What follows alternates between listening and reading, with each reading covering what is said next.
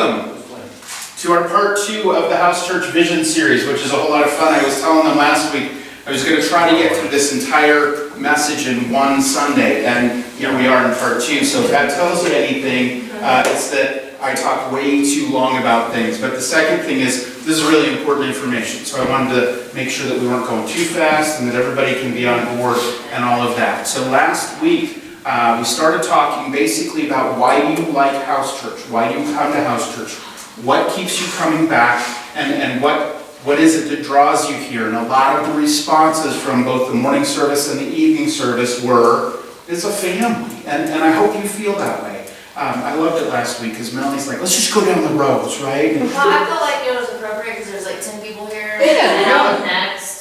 Yeah, it was great. I loved it. First hour would have been super uncomfortable with that. They were like, I mean, you were uncomfortable by it too, but we still did it.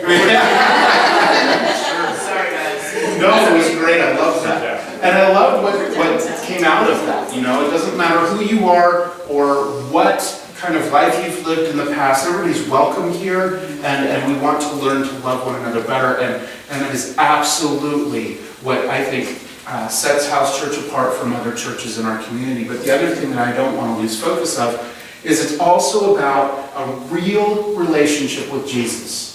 Because I know a lot of churches are teaching a little bit, and I know people might know a whole lot. Like, you've got both extremes out there today, don't you? You've got people that are just all about the knowledge and the learning, and then you've got people that are just about pumping you up and sending you back out in life. And you know, there's probably times for both of those things, but here what I'd love to see is that our lives are really transformed and really changed, not by what we know, but by who we love. And that's Jesus, right? So we're going to continue down that road, and this year's going to be a little bit different because I hope that all of you aren't super comfortable with that. A little bit, you know, I'm pulling a Melanie on y'all. I'm going to be like, come on, let's go. And people are going to come with us, or they're going to start to feel a little bit uncomfortable by that. That's okay. It really is, because I don't want to be a part of something that is just lukewarm. You guys? I mean, let's, like, if we're going to live it, let's live it. You know what I'm saying? Yes. Cannonball in. There you go. Cannonball. Right. So, we're going to do that this year. And last week, in case you missed it, the video is up. You can go ahead and watch it online if you missed it last week. But I'm going to cover a couple of the things that we talked about. Because like I said, there's a lot of information and I don't want to miss anything. I just want to remind us where we've been. Remember I said that if we're going to be these kind of people, like, it doesn't start necessarily with the church. It starts with you as an individual, as a person that needs to be dedicated to pursuing and finding Jesus. Is that out of focus for you guys? It's so hard to look at. I'm seeing people like squinting and all of that, and maybe trying to get your eyes checked. You know, like I said, I've got my readers now so that I can read this. It's perfectly in focus from my vantage point. I'm just kidding, it's not. But as we're looking at 2018, it has to start with you. It has to. And so if it starts with you, we talked about 3 main things, right? We've got to figure out how we can live lives with less distractions, because what distractions do is it pulls us away from time with Jesus. It pulls us away from an intimate encounter with Jesus. But any one of you who's been in any kind of relationship, friendship or otherwise, with anyone that sits down at the table and you can't wait to share something important with them and their phone keeps buzzing and they keep looking at it, that's super annoying, isn't it? It doesn't feel like there's any kind of connection there. And the same thing is true with our relationship with Jesus. Like, sometimes we allow distractions to overwhelm that intimate moment that we could have with Him. And part of our pursuit of Him just means limit what you allow to be a distraction. Even football. Say that for a couple of people over here on this side. Yes. Amen. Secondly, yeah, it was you that was watching the game. Okay, secondly, we're going to make sure that we're not making excuses for our behavior. Remember I said last week, and I'll say it again this week, like, we do what we want to do.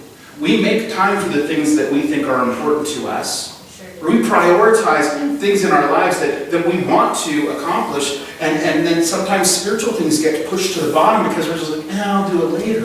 But if we're going to truly be people on mission with God, if we're going to have that real relationship, that heart change We've got to minimize the excuses that we're making so that we develop some discipline, which is the third thing, in order to be intentional about spending time with them. We have to.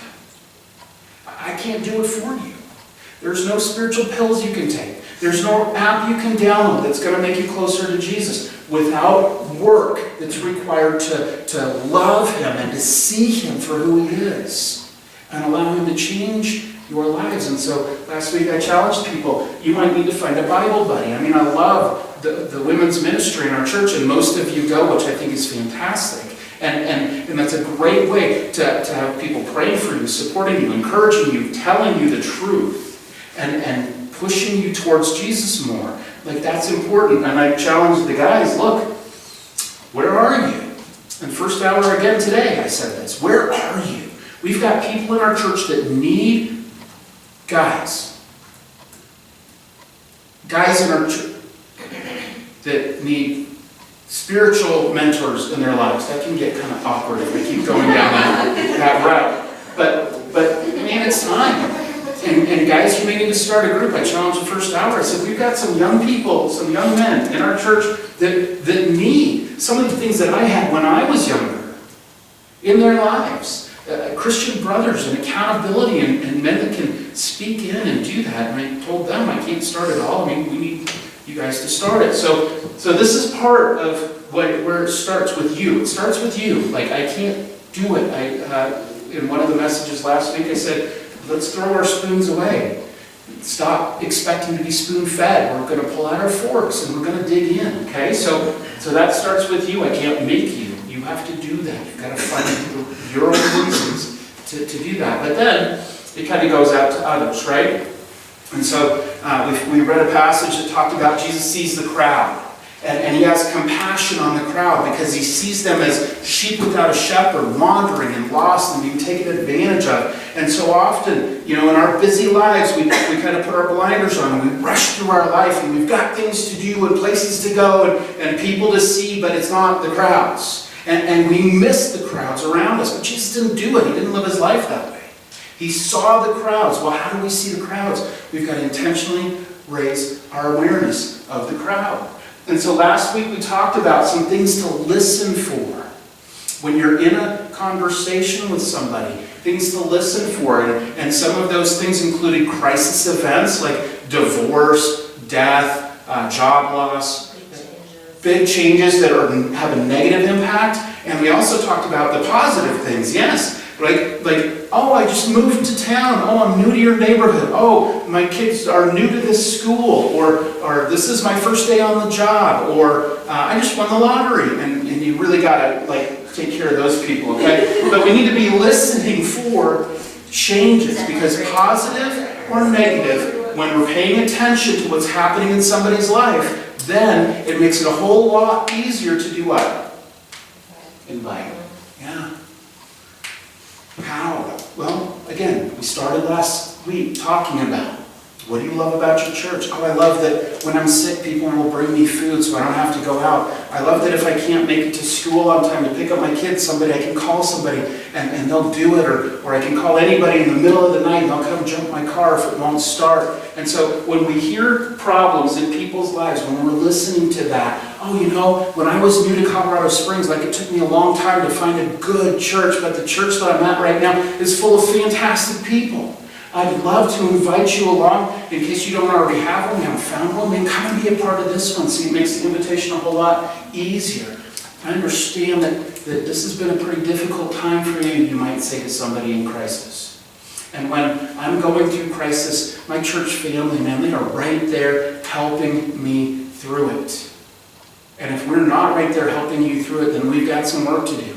But if we are right there helping you through it, then it makes it easier to say to your friend in crisis, I'm sure they would love to love on you like they've loved on me. It's a great support. It's what got me through. You should really come to church with me. See, when we're paying attention to these things, it starts with us and our relationship with Jesus. And then it moves to being aware of what God is doing in other people's lives and inviting them in.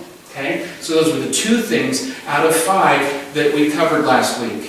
So we've got 3 more things to cover today. 2 of them kind of fall under the same category of serving. And before you leave, let me just talk through those two categories, okay? And the last one is, what are we doing in the future? And where do we see God moving us down the road? So let's start with one of the serving things. And the first serving thing that I want to start talking about is, why are we doing what we're doing when it comes to developing people and giving people opportunities to do different things within our church and all of that, and what it's all about. So Ephesians 4 says this. Paul writes that Christ himself gave apostles and prophets and evangelists and pastors and teachers. So anytime you see somebody with those kinds of titles in godly churches, Bible-believing churches, you can kind of count on the fact that God has placed those people there. And he placed them there, it says in the very next verse, verse 12, to do all of the work of the church and make sure that everything's taken care of, that you have everything that you need spiritually, and just rainbows and sunshine and frosted flakes cereal. Is that not what it says? No, there's plain stuff in there too. There's plain stuff? In the Lucky Charms. Lucky Charms, yes, should have. Lucky Charms, Frosted Flakes. Here's what he gave those people to do. To equip the people, his people, for works of service. So that the body of Christ may be built up until we all reach unity in the faith and in the knowledge of the Son of God and become mature, attaining the whole measure of the fullness of Christ. Until we become mature, attaining to the full measure of Christ. So what does it mean if we're not attaining the full measure of Christ? We're immature. We're immature. I mean, we're immature. Or our evangelist or prophet or apostle or pastor or teacher is not equipping people well. And I will take full credit and blame for that. More blame than credit. If we're, as church leaders, and especially me, if I'm not helping you do serving types of work to lift up this body, I am not doing my job right. Okay? And last year was a tough year. Like, there was a lot going on in my life personally with everything that we were going through, and I haven't done everything that I could be doing to make sure that the church is equipped to do works of service, but I'm only one person and I'm only going to take part of the blame. Okay? Because most of us that go to this church might be doing a little something to help the church, but the rest of the time we're doing our own thing. We're not involved in works of service that the body of Christ may be built up. We're not doing it. What could we be doing? Well, I told them first hour. We got a bid on pine needle pickup. All of the pine needles. Because I can't do all of that, nor is it my job to do all of that. All of the pine needles to be picked up before they kill everything out there would have been $680 one time. And guess what? Those pine trees still have a lot of pine needles on them that are going to fall off. And I looked at Trish after the guy came by and I was like, holy, what? How? I mean, $680, I'd much rather use that money for something else. For you all. To equip you to do the service, and so Mike, God bless him, went out there this afternoon and he put together 25 bags of pine needles and he's probably going to come back and finish it out.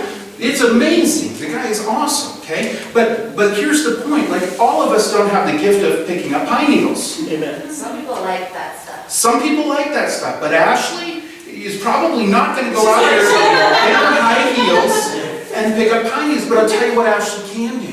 She can be one of the best, most encouraging people you ever meet in your life. And she might have a different gift than Mike does. Certainly she doesn't have the gift of growing beards like Mike does. And we're all glad for that. But here's the point. Like, all of us have unique abilities that God enables us to do. And we want to see those gifts used here. Because it doesn't work if everybody's not working. Now, I can't figure out every area for y'all to be involved in, but greeting, when people come to church downstairs, like having somebody say, hey, welcome, we're glad you're here today. Let me help you find your seat or take your coat or whatever. Or maybe following up with people that aren't here tonight because there's big stuff going on in their lives this week. Or maybe they're just, sometimes are not really into the church, I'm tired, And maybe they need some encouragement. Maybe they need to know that somebody here misses them and wants to encourage them. Many of you already have provided meals for people and helped them in times of sickness or new babies or things like that. So this service thing, man, it can come in all kinds of different ways and all kinds of things. Like Lance put together all the contribution statements from 2017 and did that, but he's one guy, and when he's not here on Sundays because of his job or whatever else, we need people that know how to do finances and help with that kind of Everyone thing. should write down their talents before they leave. Talent chart. And then you give out. And then I can just make assignments, okay? Tuesdays at 3. Not a bad idea. And then we get a sticker of the board. We're gonna make Jack the parking director from down the street. Okay, let's keep going. So that the body of Christ may be built up until we reach unity and maturity. See, one of the things that I think our church is lacking, folks, is we kind of show up, we get what we need, and we go away, right? And then we'll see you next week. And we show up, and it needs to be more than that. If we're truly a family, and if we're truly going to be a church after God's own heart, we need to be doing more here so that we can attain the whole measure of the fullness of Christ. So, one of the ways that we do this here, and one of the things that I love about this church, is it's pretty simple, it's pretty small, and we don't care if it's perfect.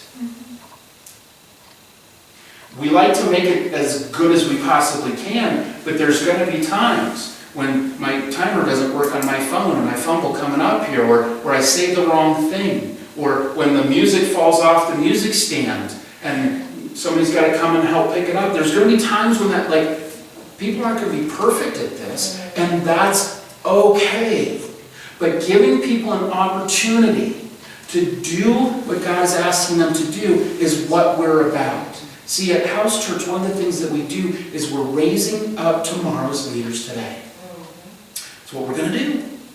And that's why we're going to put young people up here and have them bring the word. And I think we need to get Allison back up here at some point soon, because every time she steps up here, when she's fully present in the moment, she's like, hey, let me just serve this up to you. And I'm like, oh, that was good. And we're going to have Jack do it, and whoever else that we can come across that's got a teaching gift, we need to put them up here and have them lead. Sing with music. I know Josh's heart is to do this, but it's also to give it away to other people. And so raising up leaders, raising up tomorrow's leaders today, that's what's going to keep the church viable in the future. Because if we don't train tomorrow's leaders today, guess what happens tomorrow?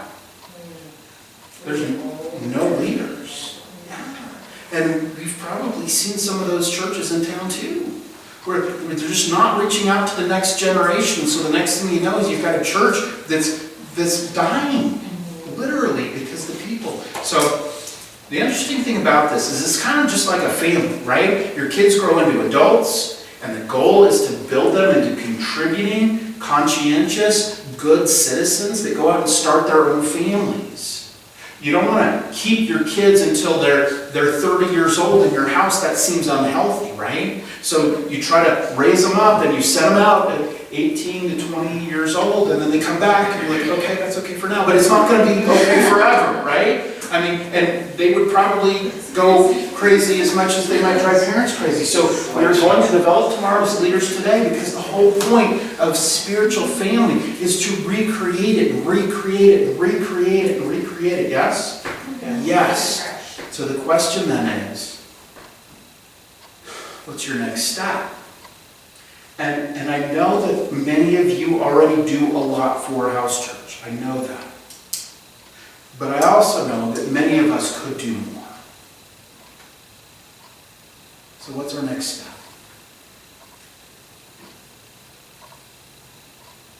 All right. So I told you, serving one another, is part of our vision for 2018, and serving outside of our church is another part of our vision for 2018. Jesus uses this analogy when he's speaking to, this is James. James is talking about what he learned from Jesus later on, okay? So he says, suppose a brother or sister is without clothes and daily food. That right there is hard for us to imagine in our world today, isn't it? But if one of you said to them, go in peace, keep warm and well fed, knowing that they had no food or no clothing, and did nothing about their physical needs, what good is it? What good is it? He says, in the same way, faith by itself, if it's not accompanied by action, is dead. So we can say that we love Jesus, but if we're not doing something about that, because of that, in response to that, he says, it's dead. Our faith is dead. Show me your faith without deeds, but I'll show you my faith by my deeds. Now here's the thing. Like, we truly believe that you are saved by grace, not by works. It is an act of God, not you. So nothing you can do, excuse me, will cause your salvation. It's because of God. That's simple. But because God has saved us, then out of that, our hearts explode into some kind of response. And when we see people in need, we have to do something about it. Because God saw you in your need. He saw you hungry spiritually.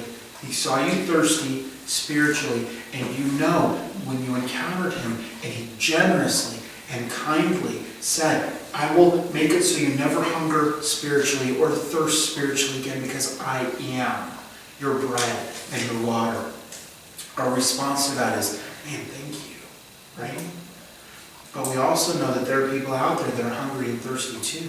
And through generosity and through kindness, if God's love opened the door for us to respond to him, then our generosity and kindness in kind will open doors and create an opportunity for people to respond to him. So how do we do that? What are we going to do? You know, in the past, y'all have been part of this church for a while. You've seen our school drives where we try to get as many pens and pencils and backpacks and bookmarks and notebooks and all of those things together to send to kids, and we've done that for many, many years, and it's been a really good thing. And we've recently partnered with Madison Elementary School, and that's been a really good thing. But one of the things about that particular school and where we are now is we're not the only ones doing that. And what I love is when we're able to provide a unique contribution to something, because I think it gives us a little bit more purpose and it helps us actually drive our agenda, which is generosity and kindness opening doors to God's love, right? So, one of the things that Trish and myself and her brother and his wife and her sister and their family got to do this year is I've got a friend named Kyle Sullivan that's a pastor. I was there too. And our kids participated and their kids participated. Should I go down the list of that? No. And so anyway, my pastor buddy's been doing this for a while, and he's kept inviting me, and finally he wore me down. And this year I said, okay, yeah, let's go do this. And so all of our family kind of went and participated in what they call the Christmas blessing story. And the reason that this is important is because many of us live lives in such a way that we'll never encounter anyone in serious need unless we intentionally go looking for it. Now, need is around us all the time, but we'll never encounter it unless we intentionally go looking for it. And I'm not talking about the guys on the street corners with the cardboard signs, although I know there is need there. I'm talking about like real hard and fast need. And so what Kyle's church has done over the years is they put together this Christmas blessing story. And here's how it works. So a family is nominated by either their church people or the school that they're operating out of, Vanguard Charter School. Okay, it's over on the east side of Colorado Springs, kind of down in the Nevada area, where on one side you've got incredible wealth, and on the other side of the highway you've got incredible poverty. Okay, that's where the Springs Rescue Mission is, and some other things are happening. All of those homeless camps go up and down that section right there. And so these families are nominated when they know that there's a great deal of need. And what the church has done over the course of these years is they've built up kind of a toy store type of thing, where people donate, companies donate brand new toys, never been used, never been opened toys, to the church. And the church will put them out in a room, and then the families that are nominated are allowed to come through and shop for toys for their children at an incredibly reduced rate. I'm talking like 50 cents, or I think the most expensive thing in there is like $1 or $2, right? Just $1. The most expensive thing is $1. And I'm talking like wireless, good earphones, and video games, the brand new, latest, greatest video games. And we saw skateboards and new soccer balls and basketballs, and they could take as many gloves and hats as they needed without any charge. But all of these things, $15 gift cards to Target and Walmart and all of those things cost these families between 50 cents and $1 each. And they knew how much they had to spend in the store. So they were maintaining the family's dignity by saying, you can afford $5 or $6 to buy all of your family gifts. And we're not going to, make you feel undignified by just giving you all of this stuff for free. And each family had an appointment, and they would come through the store. So over the course of the year, they're collecting all these brand new items, and they're also collecting money for it. And then on the day, there's a Saturday that they do it before Christmas. They invite these people in, give them appointments, and then the people that are there to help serve these people get to walk through the store with them. Okay? So some of us just had to have conversations. That's all I had to do was have conversations. They figured he's a good talker, so we'll put him out front. And as the people were walking in for their appointments, I got to have a conversation with them. And it was unreal, a little intimidating at first. One of these guys that walked in, he had a big jean jacket on, real baggy pants, baggy jacket, and super tall, and like he looked like maybe a football player. Okay, and he walked in, and you can tell when somebody doesn't really want to be someplace or doesn't really want to have a conversation with you. They've got that kind of demeanor. It's a little standoffish, and I was like, okay, God, here we go. Hey, my name is Graham. It's nice to meet you. Is this your first time at this? He's like, yeah. So, well, who are you shopping for? Well, I've got 2 sets of twins. And I was like, I'm in. I'm in. Because I have a set of twins, right? Not 2 sets, thank God, but 1 set of twins. And it was this beautiful segue that got allowed. And then me and him, we struck up this conversation. I was like, oh, that's cool. I've got twins. He's like, you've got twins. And automatically, there's some walls came down, and we got to have this great conversation. This one lady came in, a single mom, and well, maybe she might not have been a single mom, but they had like 6 or 8 kids. And it was just a beautiful thing where you get to talk to them about their kids and strike up a conversation. And they were all incredibly open and warm once you got through that initial kind of weirdness, right? So they come in, and I meet them there, and then we take them over to a little check-in place and get all checked in. They knew exactly how much money they had to spend. And here's the cool part, okay? Each person had a personal shopper walk with them. They didn't even have to carry their own basket, okay? And I'm telling you, like, there were so many items in this place that they were carrying baskets of Christmas gifts for their children through the store. And they would go from there to where they would pay for it. And again, they all knew exactly how much money they needed. They knew exactly how many things they could buy. And they'd sit in front of the cashier, and the cashier would say, oh, your total's $4.50. And they had Christmas covered for all 6 kids, or both sets of twins, with really nice stuff. And there were times when people could actually be gifted their gifts. So they wouldn't know who did that, or anonymous, whatever, and somebody could just be like, hey, we've got this family's covered, don't worry about it. And so the $5 that they might have saved up weeks for, when they got in there expecting to pay, somebody would say, oh, somebody's taking care of that for you today. Generosity and kindness. Right?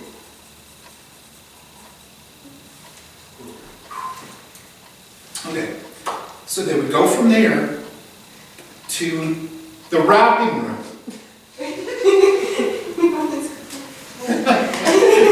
Are y'all sympathy criers? I'm a sympathy crier. So you cry in front of me, I'm going to cry about it. They're all going to be crying.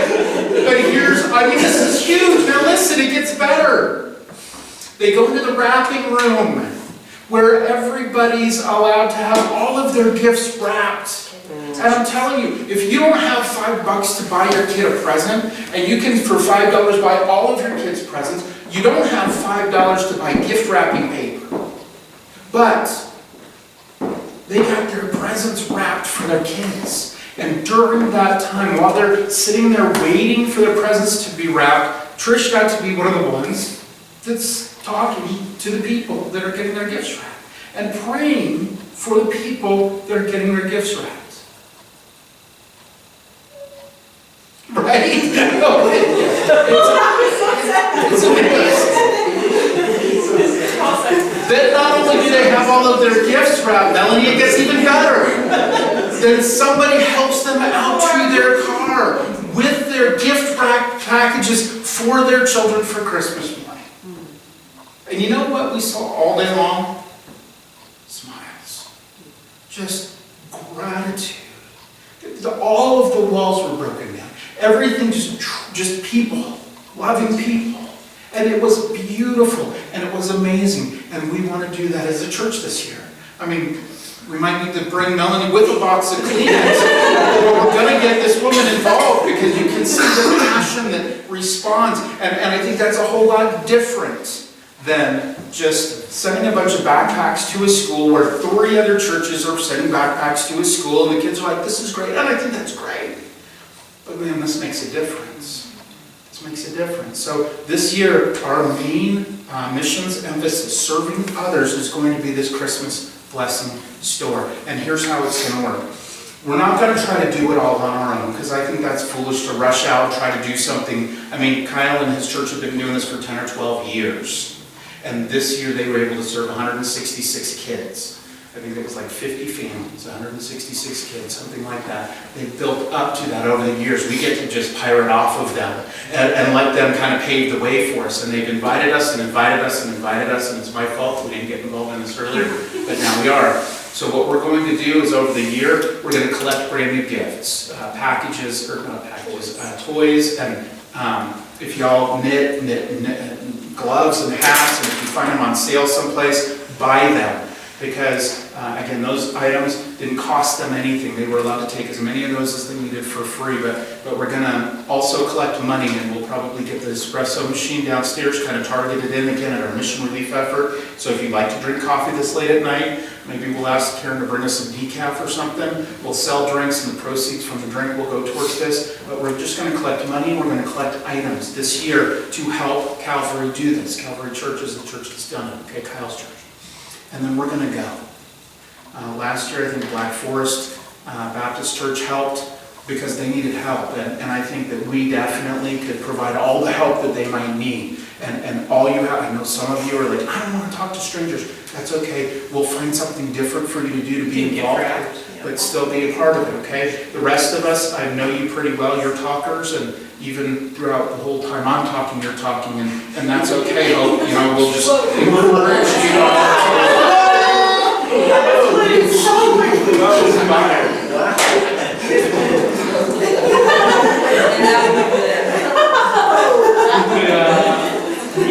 You all, I love you all. And so, I think that this would be a great thing for us to get involved in, and it's amazing. It's amazing to see. So that's what I want us to do this year. And we'll start moving towards that again. This year, next year, we may venture to try it on our own. We might not, but here's what it takes. It takes a person that's entire year is dedicated towards organizing this, because there's a lot of moving parts. Nominating families, and making sure that they're not taking advantage of the system, and putting it all together, finding a place to store the stuff, putting the stuff out, finding a place to actually have people, inviting. All of that is a big deal, okay? All of it's a big deal. And so we're going to just partner with Kyle at Calvary. They love us, and he and I are real close friends, and so we're going to do this together for a while and see what happens then. But wouldn't it be cool if different churches all over town kind of did this for different parts of the community? Because we might not see the homelessness in our area as much, but there is deep need around us. Okay? So, serving in your church, serving people outside of your church. Those are kind of the two main emphases that I want to talk about in terms of our 2018 focus. And this last thing is about 2020. Again, if you can't read that, that means you need to be more involved in church, not less involved in church, okay?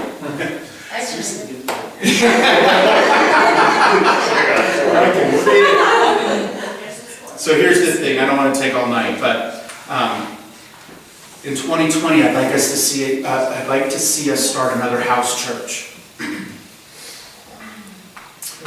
We've always wanted to plant other churches. I was part of a church plant that started Springs Range Church, and here we are in House Church. And 10 years ago, I'd hoped that we'd see more churches that would spring off of that. It was a great idea, but the model was really tough and kind of unique to replicate, but this is not.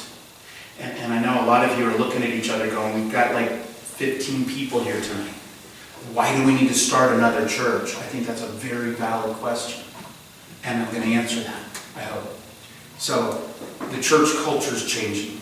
Our culture, just in general, is changing. What used to work is not working anymore. Okay? It's just not.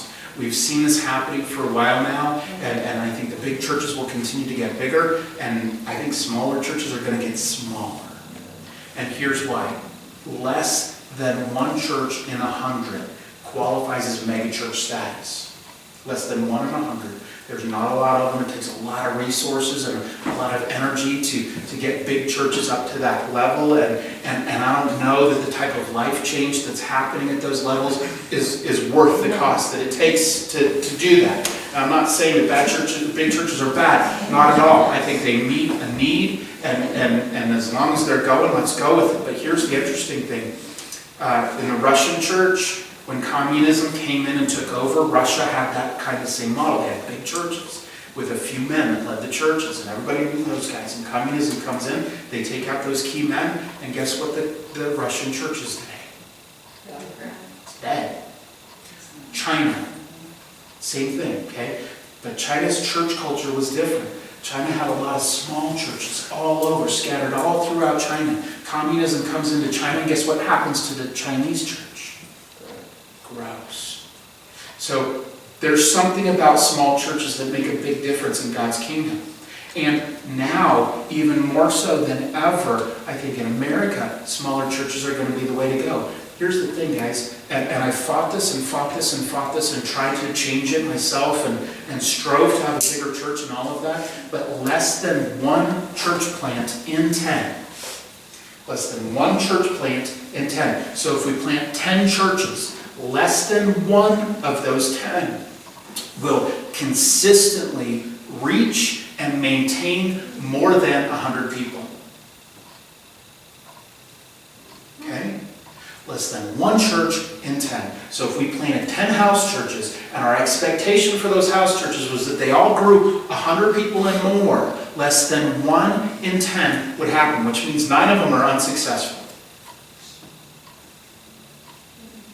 So we got to redefine success. We have to redefine success. Because I know I love doing this type of church in this kind of setting way more than any other church that I've been a part of. I love the relational connection. I think it's relevant today.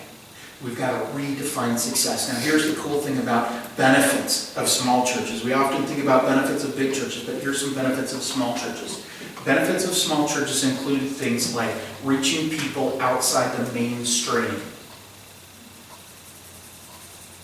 Think about our church over the years, the kind of people that have called our church home. Those people would not have been comfortable in a mainstream large church, right? But yet they felt very comfortable here. Great job. Great job. That's a success. More people in a small church have to be involved using their gifts. But what did we learn about serving in the church? It leads to maturity, right? We read that. Like, serving makes us mature. Serving's hard, but it makes us more mature. So smaller churches have more opportunity for more people to be involved compared, relatively speaking, to large churches. They require more people to make run, but not everybody. Listen, I was at a mega church. The majority of the people in the mega church did not serve. Okay? It was the same. I mean, we had several hundred doing the work, but of the 5,000 that called the church home, several hundred were doing the work. because nobody else was needed. But here in a small church, everybody's needed.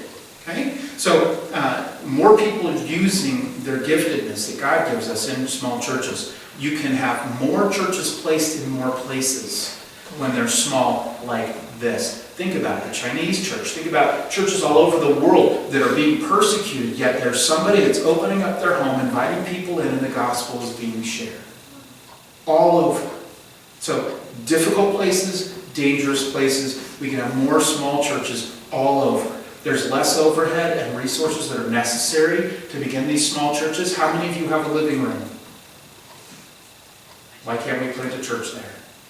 I mean, if our expectation is 15 people, 20 max, most of you can figure out how to put 20 people in your living room. It might be smushy, but that's okay, right?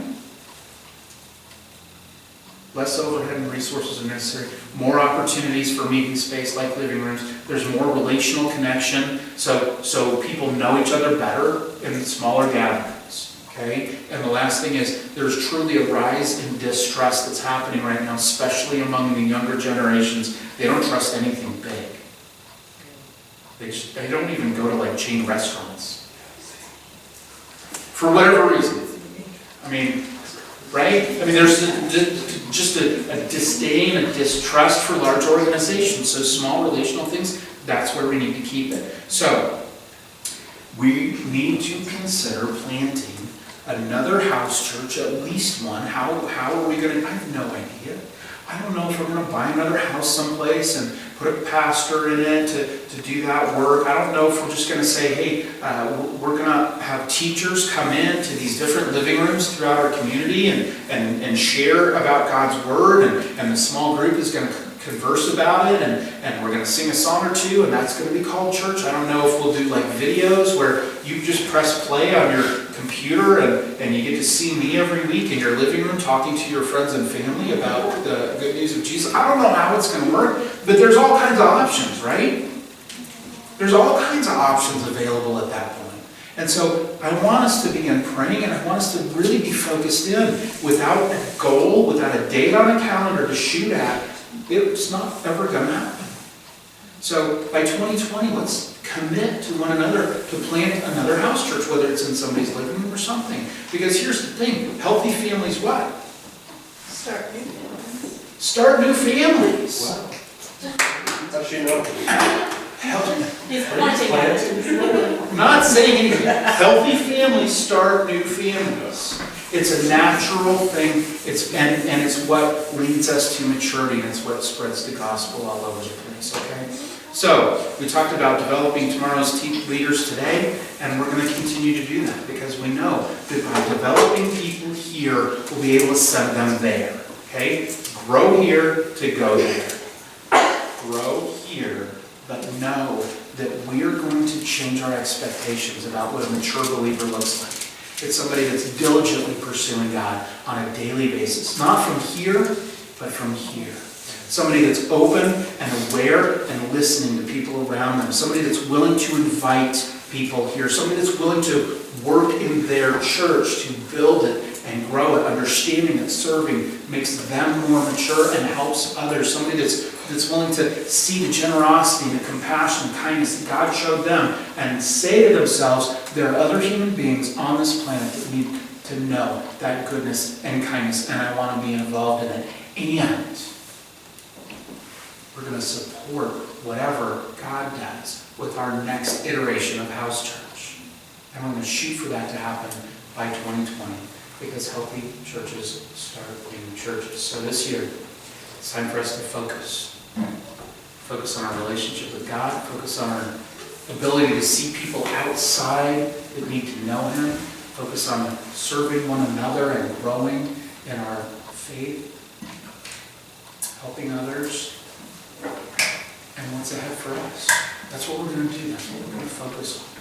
So as Josh comes back up here, he's going to lead us in this reflective time. I want you to process on those things. I want you to ask yourself, okay, I love House Church, and I don't always like everything that Graham says. Look, I get it. And I told you earlier, I'm going to push you this year. I'm going to push you. You might not like that, but I want you to ask yourself, why don't I like that? What am I like people asking me to be better, to get more involved in this relationship with Jesus that is truly transforming and capable of transforming my life. Let's pray. Lord,